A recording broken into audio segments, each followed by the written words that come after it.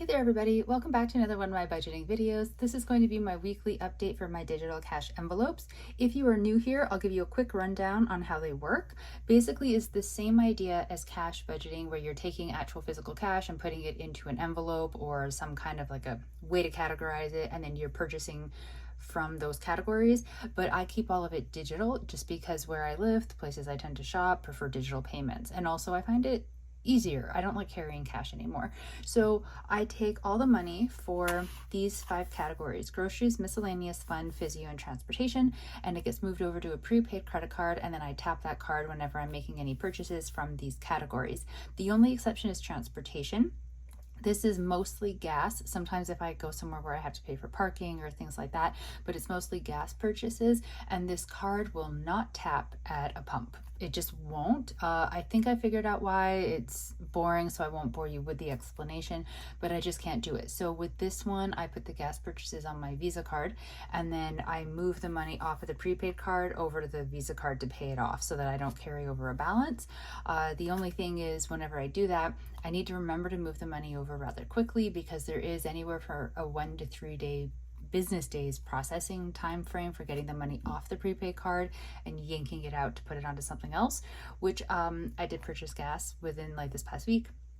I did not remember to move the money over right away. I've only moved it today, so I potentially won't be actually making this payment for the next like 3 business days onto the Visa card, which is annoying because it means I will carry over a balance potentially into the next pay period, but there's really nothing that can be done about it, so I'm just gonna have to deal with it. So let me catch you up to where the envelopes were last time and then like where they are now.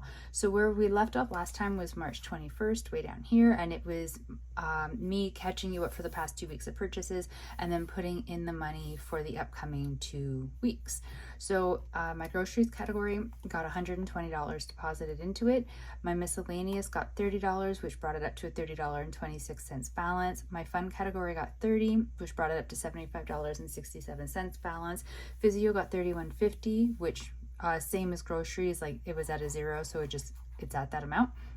Transportation got $20, so it brought it up to $56.46. So then the day after I did the budget, so on the 22nd, I went to Safeway and I spent $66.19. I went to IKEA. I had 2 separate IKEA purchases that I've divvied them out. So I went to IKEA to do a refund, which I did for some bedding that I purchased that I really wanted, but then I decided I couldn't afford. So just because I wanted it doesn't mean I could have it, so I took it back.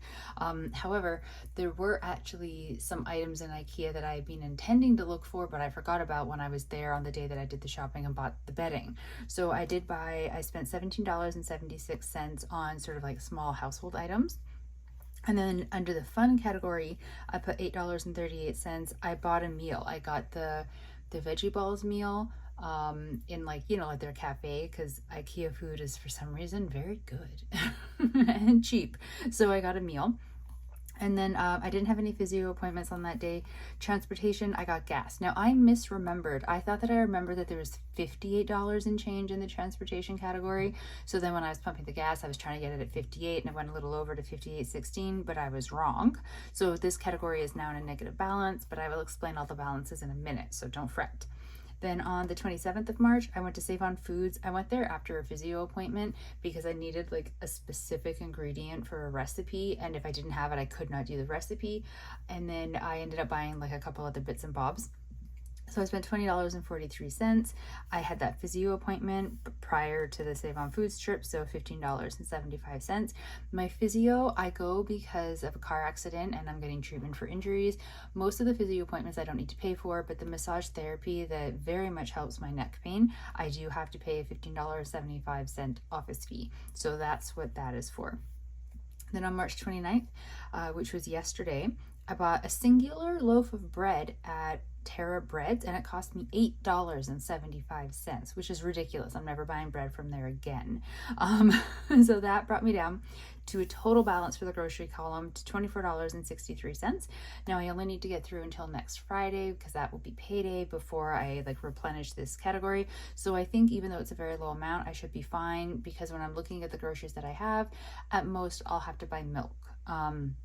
I don't think I'm really going to need anything else. So milk is $5.09 plus EHC and deposit. If you watch my grocery hauls, you'll know that that's why I have that memorized. So it'll still leave me money in the category, which my hope was to leave money in this category and have it roll over a little bit, because it kept going into a negative balance and I'm trying to get out of that cycle. Miscellaneous, I am now down to a balance of $12.50. Fun, I'm down to a balance of $60.03.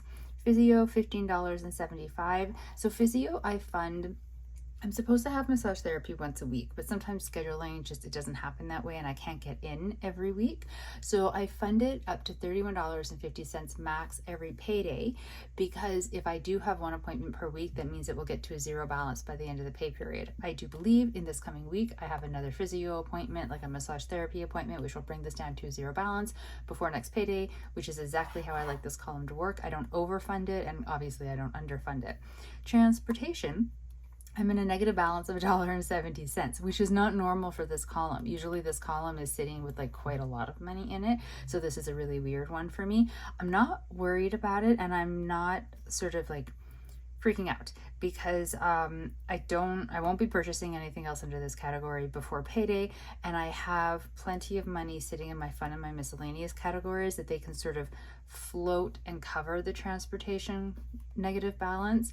What I mean by that is, if you budget with actual cash envelopes, you may decide that you're running low on your grocery category, but you have some money sitting in your miscellaneous, or whatever your categories are, and so you move money from one envelope over to the other to help you make a purchase.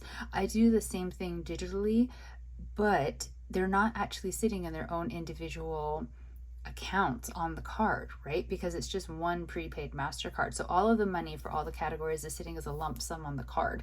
And that means that the only way that it's getting tracked for its actual category and where the category is like in good standing or not is in this book. So if I have multiple columns that are in a positive balance, and then I have one that's at a negative, the card itself is not at a negative. So it's not like I'm sitting somewhere and I'm like, oh my God, like I have a negative balance on this category in the banking system. The card itself shows I'm in a positive balance, everything is fine. So sometimes what I will do is I will actually in the book move money over from one category to another to cover. So I would take $1.70 out of miscellaneous and move it over to transportation, and then bring this to a zero balance and lower the balance of the miscellaneous. But when it's a very small amount, or when I know I'm not going to be doing purchases in the coming week, or when I know that like the payday is in the upcoming Friday, so I don't have very long to wait, I will sometimes just leave it. And then when payday comes and I put the money into the categories, however much money I put into transportation, say I put $40 in, I'll put $40, but I'll minus $1.70, so I'll actually have $38.30 in the category, because of course $1.70 will be taken from the 40 to get it back to a zero balance. Does that make sense? It does actually mathematically make sense, and it also makes sense in my head, which is always nice, but I don't know if I explain it well. But so that's why this negative $1.70 isn't bothering me, because I know the other categories will cover it for the coming week. So the card itself will not go into a negative balance. And then I will just correct it when I put money into that category on Friday, which is my next payday.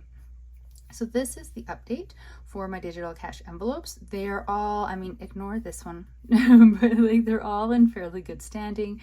I know this one makes it seem like that sentence is a lie, but it's just the way that I'm choosing to look at it. I'm actually quite happy with it. Oh, did I mention? I don't think I mentioned. I had a $7.26 charge under the fun category. I went and got bubble tea. What can you do? So, but that's okay, because I had the money in the category, so I could do that. So that is the update for the digital cash envelopes. They're all doing quite well. I'm very happy with them.